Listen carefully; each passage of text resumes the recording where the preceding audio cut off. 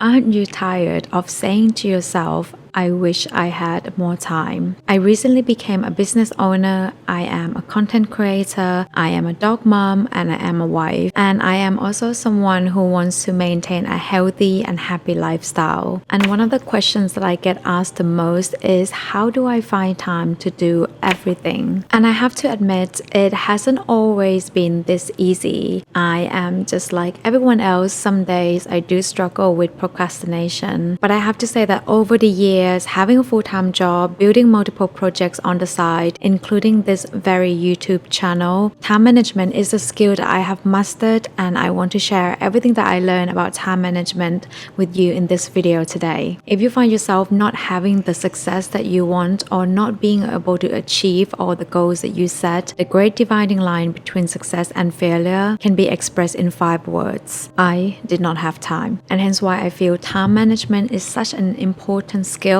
and topic to talk about. And the first thing that I did to level up and improve my time management skill is to do a full-time audit. I like to think about all the time that we have like a delicious piece of pie. That's all we have, no more, no less. And how we manage our time is similar to how we slice this delicious piece of pie. Because the truth is, we all have 24 hours in a day and 168 days in a week. It all depends on how we slice the time that we have. So the first thing to do is to do an audit of how you're spending your time, how you are currently slicing this piece of pie. In a given day, at the end of the day, just note down how much time you spend on each activity, whether that be watching TV, studying, reading, going to and from work, time spending at work, and also include the time that you might not spend every single day, but you would normally spend in a particular week, such as going out, meeting with friends, or spending time with your family. For me, when I did this exercise, I was so surprised how much time I actually spent on screens. Used to be, I like to think that I would spend maybe half an hour or an hour a day on my phone, but after I did an audit on my time, the results said otherwise. And somehow things just clicked. I was wondering why I never had time, and here I was spending 2 or 3 hours a day on my phone, and most of the time just mindless scrolling. But for you, it could be that you're spending a lot of time binge watching series. You may be spending a lot of time interacting with people that do not value you as a person or do not want to build a relationship with you, and therefore it's so crucial to do a full audit to know where your energy is currently going to. And once you've done that, you'll have a good idea of how you're spending your time now. The next step is to cut out all the noises and reconstruct how you want to slice this piece of pie in order for you to reach the goals or do the things that are meaningful to you. You might realize that the 1 extra hour a day that you spend mindless scrolling on your phone, you want to redirect the time to other projects to improve yourself, to study, to learn new skills, to build another side hustle, or to work on your YouTube channel. And by the way, I do this time allocation exercise pretty regularly, especially when I feel like I am a little bit overwhelmed, I have too much to do, or I don't have time to do them all. It's good to get everything out there on paper, reorganize things so that I can redirect my focus to what's important right now. So I want to show you what I did recently in terms of reallocating my time. I started off with what are the non-negotiables for me. And of course, that's sleep, that's commute, that's relaxing, because we all need that, and time spent with my family, and then other bits and bobs like just time sitting alone. And then I look at my quarterly goals, the main goals that I want to work on this quarter, and that changes every quarter. From quarterly goals, I want to figure out how much time do I want to spend each week on each particular goal. By the way, this is my Notion 12-week year goals and tracker, and if you want the exact same template, I will leave the link in the description below. And my goals for this quarter consisted of my business, my personal brand, and settle in new country, because I recently moved from the UK to the US, and I know that the business is probably the most important thing for me for now, and is probably the goal that I need to spend most of my time working on. So I allocate 30 hours onto business and also personal brand is probably the second most important thing for me at this point in time. And in terms of settling in a new country or a new routine, I need to keep my health routine, which is working out, and also working on my Florida driving license. So that is just an example of how I would usually reallocate my time. And I find that this exercise is so helpful because it helps you stay objective. But after doing all these two very important steps, you might still feel like you haven't got enough time in a day to do everything. And I do have some practical tips to give you, because these tips will give you that illusion that you can create more time. And the first one is to structure your day depending on the difficulty of the task, your priority, your energy level, and your willpower. Naturally, our energy level and willpower wears off as the day goes by. And I also find that as the day progresses, things crop up, and I usually slowly lose more control of how I manage my day and how I manage my time later on in the day. Because things crops up, problems happen that needs my attention straight away as a business owner. I am also an introvert, and I find that my brain gets tired and gets a little busy after spending half a day constantly talking to people, coming up with solutions, solving problems. So with all that understanding about myself, how I feel about my energy and my willpower, I like to do things those are highest in priority, mentally challenging, or require a lot of willpower first thing in the morning. For example, scripting and filming YouTube videos.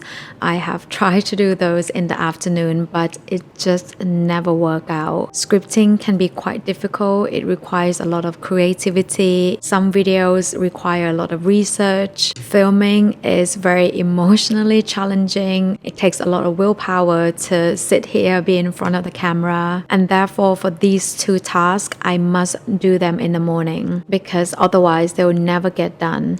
And same as going to the gym. Going to the gym requires a lot of willpower for a lot of people, and therefore if I leave workout later on in the day, which I have tried many times, it will never happen. So the best thing to do is trying to understand how you feel throughout the day. Take a note of what your energy level is throughout the day and what your willpower is, and find that schedule that works for you.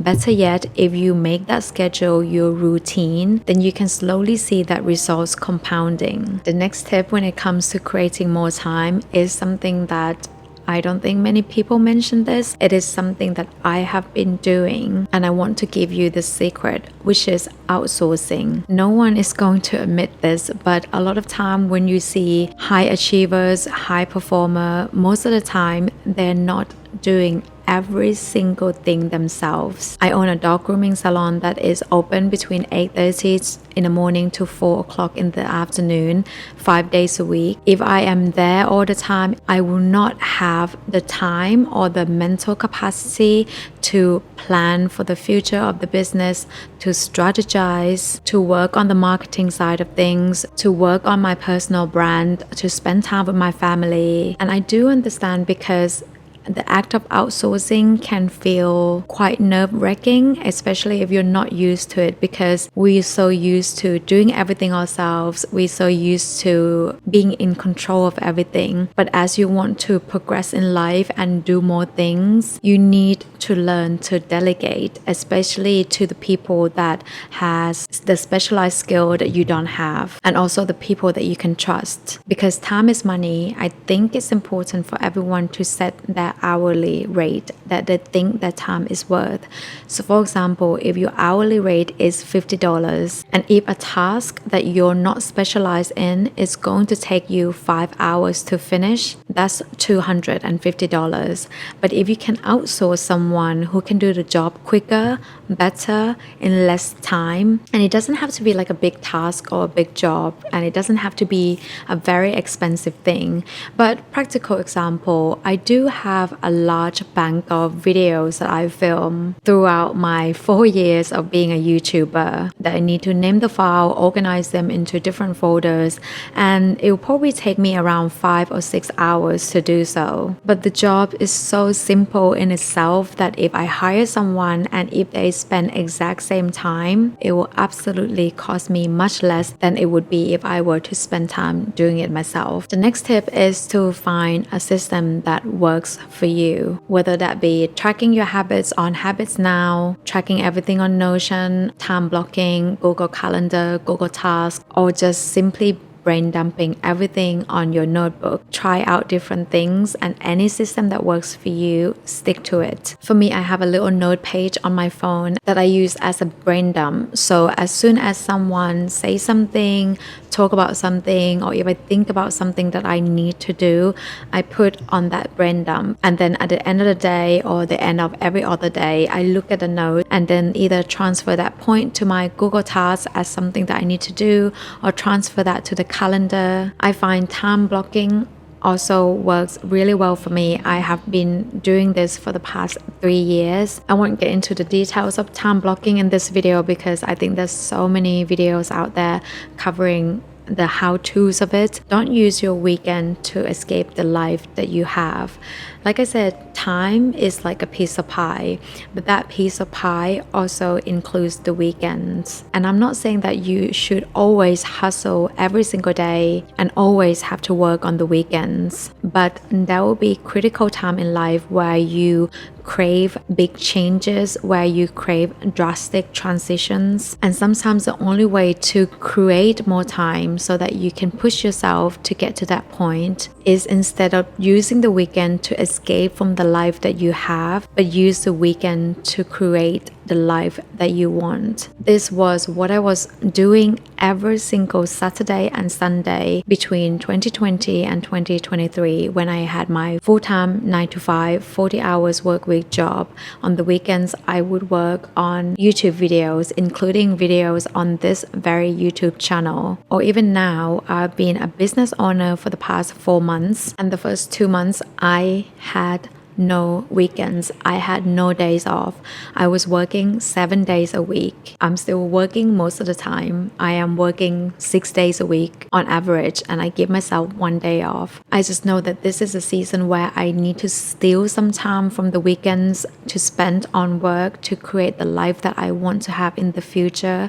And that's okay, because this is the only way at this time to create more time. As usual, I hope you found this video helpful. All the tips covered in this video are something that I have implemented myself and currently also following. So I hope they all work for you. Thank you so much for watching. I love you and I appreciate all of you. Have a great rest of the day wherever you are.